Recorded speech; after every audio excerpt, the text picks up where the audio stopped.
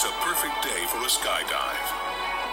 46 experienced divers float into position, practicing for their attempt to set a world record for canopy stacking. It's a delicate and dangerous sport, but in just minutes, this air show will come to an abrupt halt, and the life of avid skydiver Alan Gutshall will hang in the balance.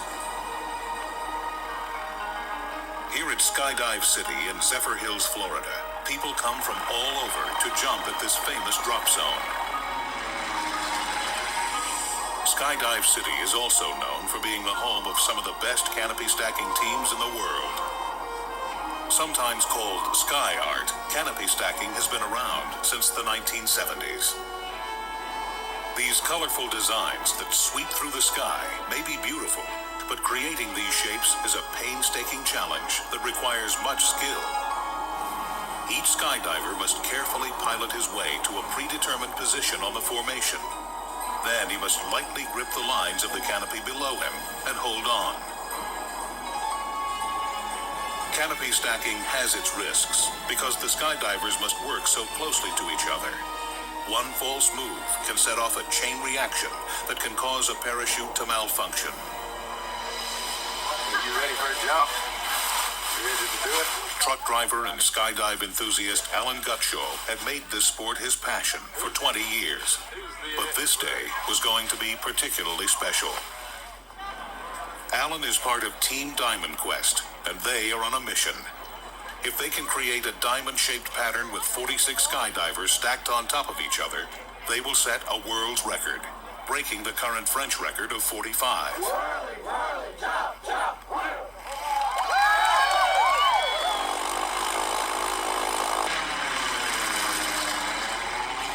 At 13,000 feet, the divers tumble into the sky, releasing their pink and green canopies. Alan Gutshall's best friend, Brian Scott, will record the attempt with his helmet camera. I exited out of the aircraft and got behind the formation, and the formation looked like it was building pretty smoothly. They have 10 minutes to create the pattern, and right now everything is right on schedule. Each team member heads for their predetermined position, or slot, to create the airborne diamond. Alan's slot will be in the middle of the diamond, row 6, slot 15. Having docked on the canopy below him, he waits while his teammates get into their positions. What I first noticed was the formation just didn't look square. I could tell something was about to happen. Suddenly, Brian sees a diver whose slot is on the outer right wing unexpectedly begin to fold into the formation, propelling him right into Alan. I'm seeing two parachutes come out of the back of the formation. I watched in amazement as they came right underneath my feet, and I began to pursue them. Brian keeps recording as Alan and the other diver become wrapped in a tangled web of cord and nylon, their bodies spinning out of control. Brian heads toward Alan just as the other diver pulls his release handle and safely free falls away from the entangled canopies.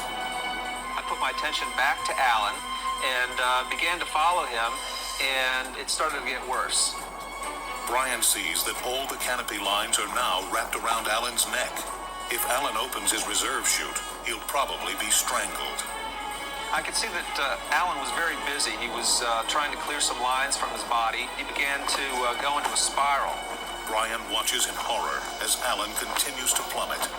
He is now only 1,000 feet above the ground, seconds away from death. What started as a thrilling attempt at a new skydiving world record has turned into a life and death struggle for Alan Gutshall. Now, not only are the lines of the canopy twisted around his neck, but so is the fabric. If he pulls his reserve, that too could become part of this deadly web. Above him, Brian Scott can only continue to videotape his friend's horrible predicament. Alan's one of my best friends, and for me to see this happen to him, I felt like there was nothing I could do to help him.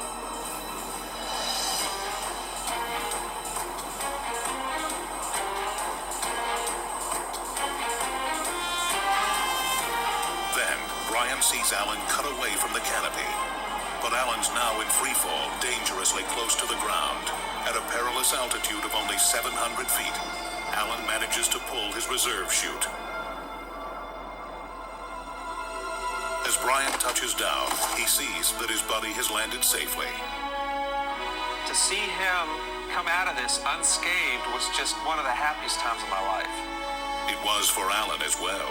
I think they're more shook up than I am. You know, we're all pretty tickled at this point. Everybody's hooping and hollering. I'm as happy as I've ever been because I just had the ride of my life. I wear scars for this. Looking back, Alan says it's a ride that might have been his last had he not been trained to handle situations like this. Everything's looking sweet. Everybody's doing their job. Alan sees the diver fall out of position. I think somebody on the right side is going to get taken out where I just happen to be hanging.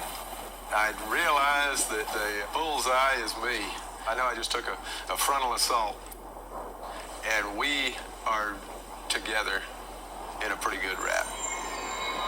As the canopies tighten around his neck, Alan pulls out a safety knife.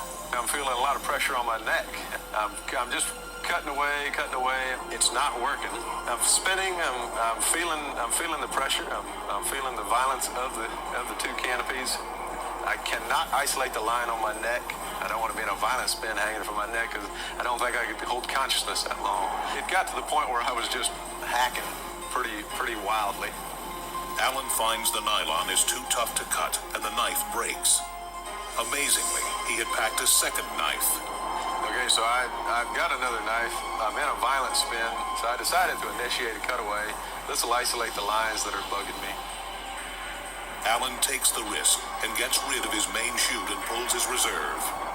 When I cut away, I was able to slip out of the last loop. Now I'm free fall, and I'm happy. Despite his ordeal, Alan kept his cool.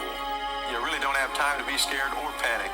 It's all business. You judge the risks, and when you go up there, it's nothing but business. You've got to do the job.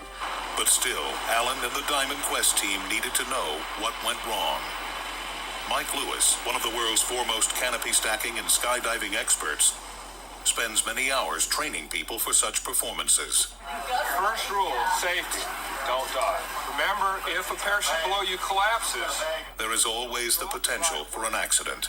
So after Alan's ordeal, Mike reviewed Brian's tape. The formation is very fragile. You're holding on to the parachutes, and there's no rigid structure in those parachutes. So any pressure from the side or from the front in the parachute can collapse. The video of the attempted diamond formation revealed that the corner diver was flying too fast. On the corner of the formation, it's very delicate balance to keep your wing flying. It's like walking a tight wire. And the parachute was on the corner, it started to come forward, and they released him. When they released him, he came across the formation ran him over, and he punched right through the formation, took Alan out of the back of the formation. It's the most common thing to go wrong is for this corner of the formation to fold in like a book. And so it's a team effort, and it was no one person's fault. The next day, after making some minor positioning changes on the ground, Diamond Quest took to the air again. Same group of people all got together, and bright sunny day, and set a world record.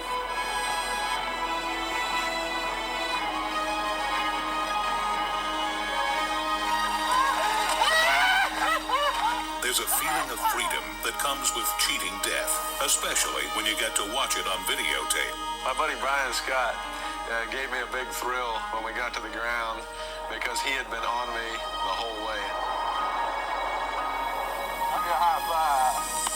It's this team spirit, coupled with hours of practice and expertise, that enable Alan and his friends to pursue their diamond quests of the sky.